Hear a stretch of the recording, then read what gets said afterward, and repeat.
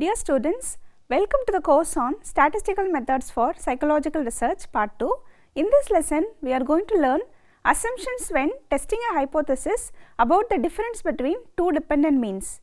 What are you going to learn in this lesson? Let us look at the learning objectives. After completing this module, the students will be able to understand what is paired comparisons. They will be able to list the assumptions when testing a hypothesis about the difference between two dependent means. They will be able to apply it to the appropriate case scenarios.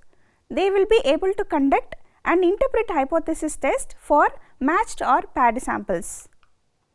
Let us start. We begin with the first part of the lesson, in which you will learn the paired sample setup and assumptions. In the preceding modules, you were introduced the hypothesis testing involving the difference between two population means, that is independent sample t-test, and it was assumed that the samples were independent. Independent means measurements come from two different groups. A method of frequently employed for assessing the effectiveness of any psychological intervention is one that makes use of related observations resulting from non-independent samples. A hypothesis test based on this type of data is known as paired comparisons test. Specifically, how can we define a paired t-test is, the paired t-test is a method used to test whether the mean difference between pairs of measurements is 0 or not. So, there are various names for paired t-test. So, like dependent samples t-test, paired difference t-test, t-test for correlated samples, matched pair t-test, repeated sample t-test. So, paired samples in psychology arises in two situations. One is in before-after study when same subject are measured twice. For example, we are going to measure a subject before some intervention, and after some intervention or after some period of time we are going to assess the same subject. So, here the subjects are the same. So, we are not going to deal with the parallel groups. Second scenario is in a one-to-one matched studies, that is here we have a parallel control, that is we have two groups, but they are matched in some sense. For example, a pair of subject is taken, they are homogeneous with respect to many other characteristics such as age, gender, etc., which is thought to affect the outcome. Example, one is given an experimental drug and the other is given the control drug. So, like this we have a pair of subject, so they are matched with respect to all other characteristics. Here only two variables are given, there may be many variables, so that we can match, so that we can make them homogeneous in all that respect. Only the thing is the treatment what we are giving is different. The third situation arises when we take measurements from a same subject from left and right part of the body. For example, left eye and right eye, we take some measurements from left upper limb and right upper limb, etc. Let us consider a case scenario representing the first example pre-post study. A researcher wishes to test the effectiveness of a new antihypertensive drug in lowering the diastolic blood pressure. So, he takes a random sample of 100 hypertensive subject who is having a mean diastolic blood pressure of 102 mmHg, is given a new drug for 1 week. So, he wanted to know, is the drug effective in reducing the DBP. So, he also measures the mean level after the therapy came down to 96 mmHg. So, with this he want to conclude whether this drug is effective or not. So, how he could do this? So, the objective of the above case scenario is to test the effectiveness of drug in reducing the DBP.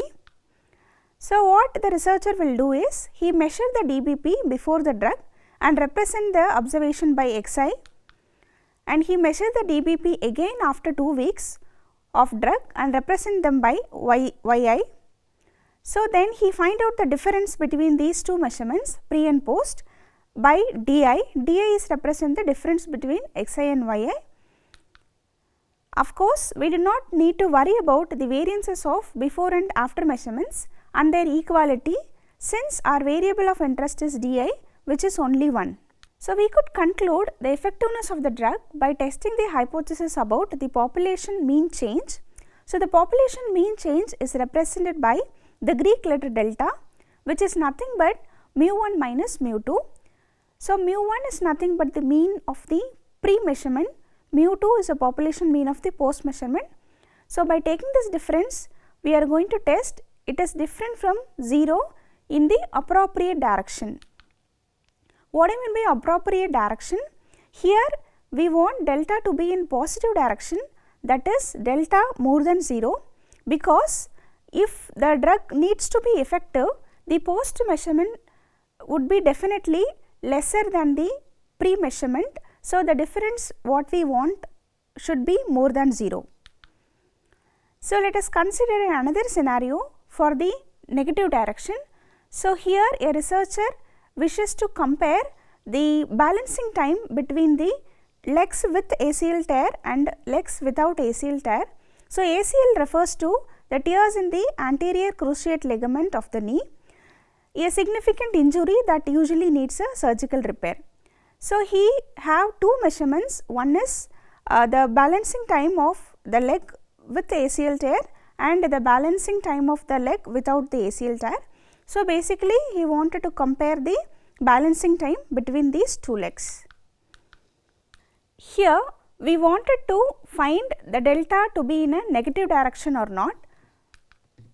So, we expect the balancing time to be more for the leg without ACL tear than the leg with ACL tear. So, the objective of this particular case scenario is to test the change in balancing time of leg with ACL tear and without ACL tear. So, coming to the case scenario 3, many athletes suffer from jumper's knee, which is acronymed as JK, over a long period of time and return to sports before the symptoms are fully resolved. So, the purpose of this study was to investigate difference in psychological parameters such as hope for success and fear of failure among the saucer players between the start of the season, that is first week, and the end of the season, fourth week. So, they were assessed through the scale of achievement motive scale, AMS. So, here the objective is to test the change in hope of success over the season, or we would want to test the fear for failure over the season. So, let us measure the hope of success at the first week of the saucer player and represent them by Xi, and we will measure the hope of success at fourth week and represent them by Yi. So, we find the difference Xi minus Yi and represent them by Di, so which is a random measurement. So, we can't judge the direction because we do not know whether the difference would be in a positive direction or a negative direction. If the researcher have an expectation that it should be in one direction, he may expect a delta to be more than 0 or less than 0. Here we cannot say anything like that. So, what in a safer side, what we can do is we can write delta is not equal to 0. So, the change is different from 0. Let us write the research question for all the case scenarios we have discussed. For the first case scenario, the research question is whether the new antihypertensive drug is effective in lowering the mean diastolic blood pressure. So, this is in a positive direction.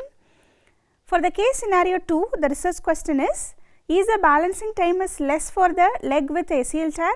So, it is in a negative direction. So, for the third case scenario, the research question is there any change in the psychological parameter fear for failure in the course of season between first week and 12th week.